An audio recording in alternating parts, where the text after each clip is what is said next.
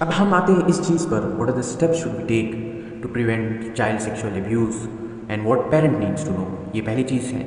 اور دوسری چیز، اگر کوئی بچی اس چیز کا شکار ہوئی ہے یا کوئی بچہ اس گندگی کا، اس برائی کا شکار ہوا ہے، وہ اس ٹرامیٹک لائف سے جی رہا ہے، تو ہم کیا ایسے کام کریں جس سے وہ اس چیز سے باہر آ سکیں. And understanding the needs of a child in this traumatic period, جہاں پر ہم جان سکیں کہ اس کو کیا چیز کی ضرورت ہے. سب سے پہلی چیز، ہم کلینکلی ٹریٹمنٹ اور ساتھ ساتھ اسلامک سائیکولوجی کو لیتے ہوئے، دیٹ از ہولسٹک اپروچ کو ذہن میں رکھتے ہوئے، اور کلینکلی کے ساتھ ساتھ میں آپ کے سامنے 10 باتیں رکھوں گا جو بہت مفید ہیں. اور اگر ہم اس 10 باتوں پر محنت کریں گے، اگر اس پر ہم ورک کریں گے، تو انشاءاللہ ہمیں ضرور کچھ نہ کچھ رزلٹ مل جائے گا.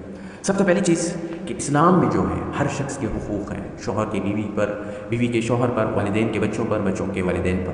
تو انہی میں سے ایک حقوق یہ ہے کہ والدین پر جو ہے وہ بچوں کے کچھ حقوق بیان کیے گئے ہیں. اور امام الانبیاء جناب محمد رسول اللہ صلی اللہ علیہ وسلم ہمارے لیے ایک بہترین رول ماڈل اور آئیڈیا ہے. سب سے پہلی چیز، the rights of your child. آپ کو یہ جاننے کی ضرورت ہے کہ آپ کے کیا حقوق ہیں جو آپ اپنے بچے کی پوری کرنی چاہیے. اور ہم میں سے اکثر پیرنٹس جو ہیں، اکثر جو ماں باپ ہیں، وہ اس کے شکار ہوتے ہیں، یعنی وہ اس میں کوتاہی کرتے ہیں. اللہ کے نبی صلی اللہ علیہ وسلم کا فرمان ہے کہ اللہ کے نبی صلی اللہ علیہ وسلم فرماتے ہیں وَإِنَّ لِوَلَدِكَ عَلَيْكَ حَقًّا. صحیح مسلم کی حدیث ہے کہ اللہ کے نبی صلی اللہ علیہ وسلم نے فرمایا کہ تمہارے بچے پر حق ہے. اور اسی طرح خاص کر کے اللہ کے نبی صلی اللہ علیہ وسلم نے اپنی بیٹیوں کو کس طرح سے تربیت دی. بہت اچھے اور ایسے انداز سے اللہ کے نبی صلی اللہ علیہ وسلم اپنی بیٹیوں کی دین اور دنیاوی فکر کیا کرتے تھے.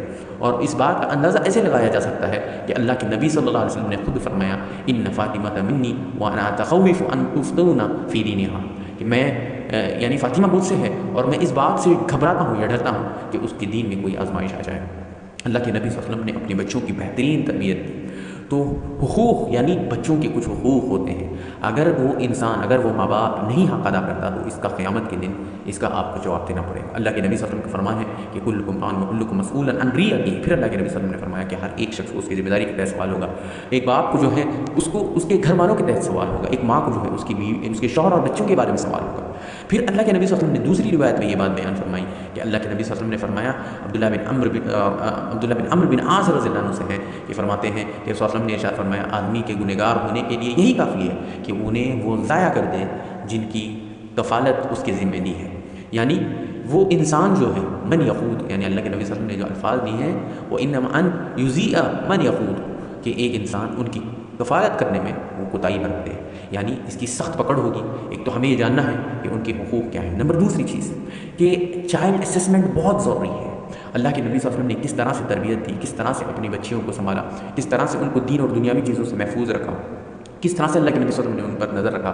بہت ضروری ہے کہ ہم اسسمنٹ کریں، پک اینڈ ڈراپ کریں اسکول سے، کہاں جا رہی ہے بچی، کس کے ساتھ کھیل رہی ہے، کہاں ٹیوشن جا رہی ہے تو وہ وہاں کا ماحول کیسا ہے، کیسے وہ جا رہی ہے، کس طرح سے پک اینڈ ڈراپ ہو رہا ہے اس کا، وہ کیسے آ رہی ہے. تو ان چیزوں پر ہماری نظر ہونی چاہیے. لیکن اکثر ماں باپ جو ہے اس سے غافل ہوتے ہیں. باپ جو ہے وہ اپنی بزنس میں لگا ہوا رہتا ہے اور ماں جو ہے وہ مصروف ہوتی ہے. تو ایسی صورت میں ان بچوں کے ساتھ، ان نونہال کے ساتھ ظلم اور زیادتی ہوتی ہے اور ہمیں اس کا اندازہ نہیں ہوتا ہے.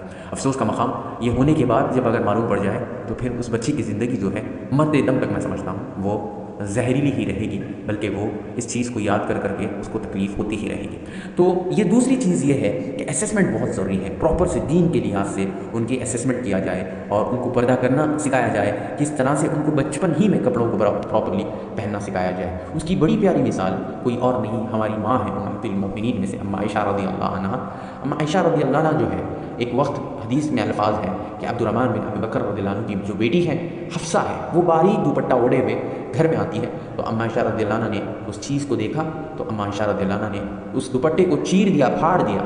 اما عائشہ رضی اللہ عنہ نے اس باریک دوپٹے کو پھاڑ دیا اور فشقت ہو عائشہ، حدیث کے الفاظ ہیں کہ اس کو چیرا، اس کو پھاڑا. پھر اما عائشہ رضی اللہ عنہ نے موٹا جو ہے وہ دوپٹہ اس بچی پر ہوا. تو یہ اسسمنٹ بہت ضروری ہے. بچپن ہی سے سکھایا جائے کہ کون سا ٹچ صحیح ہے، کون سا غلط ہے، کون سی چیز کب کرنی ہے، کیا کرنی ہے، پردہ کس طرح سے کرنا ہے، یہ بچپن ہی میں سکھایا جائے. نمبر دوسری چیز اسسمنٹ ہے.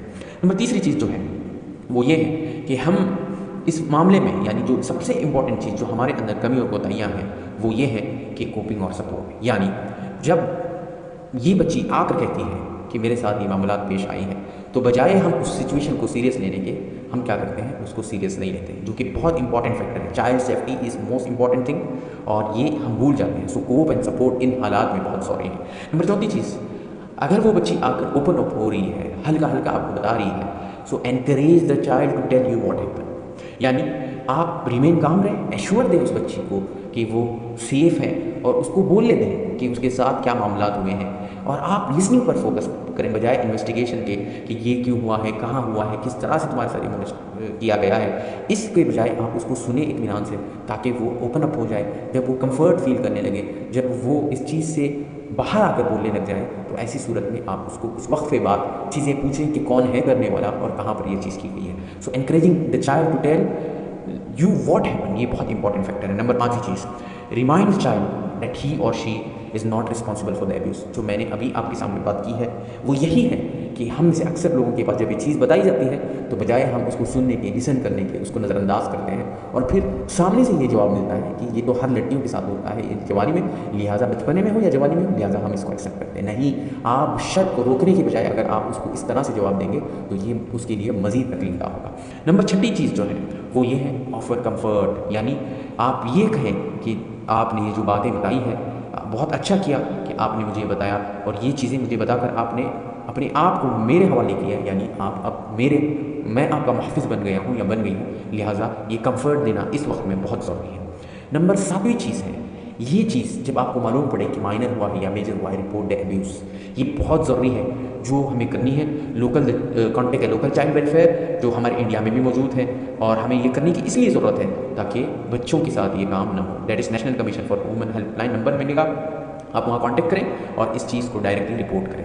نمبر 8 چیز جو ہے، help the child to remain safe. جب اس نے یہ چیز آپ سے ڈسکلوز کی، آپ کو یہ بتایا، اس نے آپ نے بہت کچھ جان لیا، جب آپ نے رپورٹ کیا تو آپ اس کو کیا ہے اطمینان دیں، آپ اس کو سکون دیں، آپ اس کو خوف لاحق ہونے نہ دیں کہ اس کے ساتھ یہ معاملات واپس زندگی میں کبھی پیش نہ آئیں۔ آپ اس کو دلاسا دیں۔ Ensure the child safety by separating the abuser and the child, یعنی ہم اس میں فرق کریں کہ اس کو مینٹین رکھیں، یعنی ڈسٹینس مینٹین رکھیں، اور آپ سپروائز کریں بچوں کی کہ یہ چیز جو ہے اس کے ساتھ دوبارہ نہ ہو، اس کو یہ گائیڈ کریں، اس کو آپ سمجھائیں۔ So help the child remain safe, this is one of the most important thing ہے۔ 9 چیز جو ہے، کنسیڈر ایڈیشنل سپورٹ۔ جب ایک بچی اس ٹرومیٹک انسیڈنٹ کے ساتھ گزرتی ہے، اس کو پوری دنیا بھی وہ مکمل طور پر نہیں دیکھتی ہے، تو ایسی صورت میں اس کے ساتھ یہ معاملات پیش آنا جو بہت برا کام ہے، ظلم، زیادتی ہے، تو ایسی صورت میں اس ٹرومیٹک حالات سے باہر آنا، جو بار بار اس کو ریپیٹیڈ یہ جو خیالات آتے رہیں گے زندگی پر، تو اسے باہر آنے کے لیے آپ کو کیا کرنا ہوگا، کسی چائلڈ سائیکولوجسٹ سے کنسلٹ کرنا ہوگا۔ نمبر 10 چیز جو ہے، ہم جو ہے as a treatment base per CBT کرتے ہیں، لیکن CBT کے اندر یہ انکلوڈ کیا جاتا ہے trauma focus cognitive behaviour therapy. یہ بہت ضروری ہوتا ہے کیونکہ یہ اس بچے کو ہیلپ کرتا ہے کہ وہ اس چیز سے باہر آئے، وہ اسٹریس سے، اس پینک سے باہر آئے۔ میرے پاس ایسی بچی کا کیس آیا تھا جو 7 سال کی ہے، اور کرنے والا وہ جو ظالم تھا وہ اس کا رشتہ دار تھا، اور تقریباً اس نے 5 سال اس کے ساتھ یہ ظلم زیادتی کی۔ جب معلوم پڑا وہ اوپن اپ کس کے ساتھ ہوئی، teachers. So teacher plays a very important role in our society. So they are the one after the first درسگاہ، یعنی ماں کے بعد اگر کبھی اوپن اپ ہوتی ہے تو وہ ٹیچر سے ہوتی ہے۔ سو ٹیچرس جہاں جہاں بھی ہیں، آپ جہاں کہیں ٹیچرس ہیں، آپ اس چیز کو نظر انداز مت کریں اگر آپ کو کوئی بچی آ کر یہ چیزیں بتاتی ہیں۔ سو یہ جو CBT ہے، ٹروما فوکس CBT، اس بچی کو باہر لانے میں، اسٹریس سے بہت فائدے مند ثابت ہوتی ہے۔ تو یہ کچھ باتیں تھیں جو میں نے آپ کے سامنے قرآن اور حدیث کی روشنی میں رکھی ہیں۔ امید کرتا ہوں کہ ہم سب اس پر عمل کریں، اور یہ بات ذہن میں رکھیں کہ میں نے جب بات کی مون کی، اس کا یہ مطلب نہیں ہے کہ ہر شخص پر شک کیا جائے، لیکن we have to be aware. جب سے یہ چیزیں سامنے گزرتی ہیں لوگوں کے، تو ظاہر سی بات ہے یہ مور پروٹیکٹیو انسان کو ہونا چاہیے رہتا ہے، اور ایک انسان کا ایز بینگ مین، میں ایز مرد کے حساب سے یہ کہہ رہا ہوں کہ فیمیل کی طرف سے رسپیکٹ پارٹ بڑھ جاتا ہے، کیونکہ بچیوں کے ساتھ یہ برے کام ہوتے ہیں۔ بچیوں کو یہ پریکٹس میں سکھایا جائے کہ بیڈ اینڈ گڈ ٹچ کیا ہوتا ہے، یہ بہت ضروری ہے، اور یہ ایک امپورٹنٹ پوائنٹ ان کو کہا جائے، چاہے بلانے والا کوئی اپنا کیوں نہ ہو، کوئی بھی ہو، کزن ہو، خالو ہو، ماما ہو، کزن ہو، جیجو ہو، کوئی بھی، کسی پر بھی کوئی بھی اگر آپ کو پیار سے بلائے، ان کے ذہن میں یہ بات ڈال دیں کہ جب تک میں نہ ہوں، یعنی ماں نہ ہوں، تب تک آپ کہیں نہ جائیں۔ تو یہ کچھ باتیں تھیں، امید کرتا ہوں فائدے کے لیے یہ فائدے مند ثابت ہوگی انشاءاللہ۔ آپ اس کو یوز کریں، استعمال کریں، تاکہ بچیوں کے لیے فائدہ مند ثابت ہو۔ اللہ سبحانہ و تعالیٰ اس برائی کو، اس فتنے کو، ان ظالموں کو یا تو ہدایت دے، اور ان بچیوں کو محفوظ رکھیں جو ان حالات سے گزری ہیں۔ آمین۔ وآخر دعوانا ان الحمد للہ رب العالمین۔